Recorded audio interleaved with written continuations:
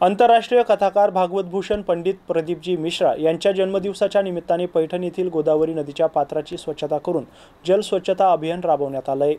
गोदावरी नदीत टाकले गेलेले पूजेचे साहित्य, देवी देवतांचे खंडित झालेल्या मूर्ती, मरण पावलेल्या व्यक्तींचे कपडे आणि वस्तू, त्यासोबतच विविध प्रकारच्या कचरा नदीपात्रातून काढून माता गोदावरीला स्वच्छ केले। ग्रुपचे अध्यक्ष अक्षय ठुबे पाटील यांनी सर्वांना आवाहन केले आहे की नदीपात्रात मरण पावलेल्या व्यक्तींचे कपडे आणि वस्तू टाकू नका, या उलट तेच कपडे गरीब निराधार लोकांना द्या, जेणेकरून ते त्या कपड्यांचा वापर करतील आणि त्यांच्या वस्तू देखील नदीपात्रात विसर्जन न करता कोणाच्या तरी गरजवंत व्यक्तीला ते कामाला येतील।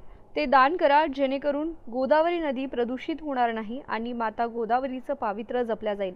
गोदावरी नदीच्या पुरातन मध्ये उल्लेख आहे की गोदावरीला दक्षिणेची गंगा म्हणून संबोधलं जातं आणि येत्या 2 ते 3 वर्षात गोदावरी नदीवर नाशिक इथं कुंभमेळ्याचं आयोजन केलंय। तर सर्वांनी गोदावरी नदीला स्वच्छ ठेवण्याचा प्रण करावा। लवकरच गोदावरी नदीपात्र इथे आपण मरण पावलेल्या लोकांच्या कपडे नदीपात्रातून टाकू नये याबद्दल आपण जनजागृती करणार आहोत आणि त्या कपड्यांचे संकलन करून ते कपडे गरजू आणि निराधार यांना वाटप करण्यात यावं, जेणेकरून नदी स्वच्छ राहील।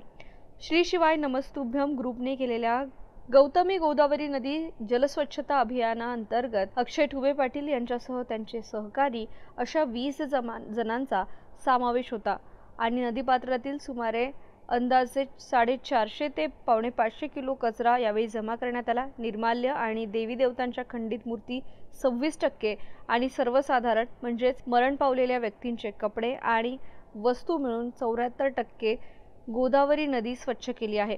गोदावरी नदी जी जलस्वच्छता करून खूप चांगला कार्य केल्यामुळे शांतीब्रह्म श्री एकनाथ महाराज मंदिर संस्थान ट्रस्ट यांचे संस्थापक गजानन झोल यांनी छत्रपती संभाजीनगर श्री शिवाय नमस्तुभ्यम ग्रुप यांचा सत्कार केला आहे। गौतम बनकर, MCN न्यूज, पैठण।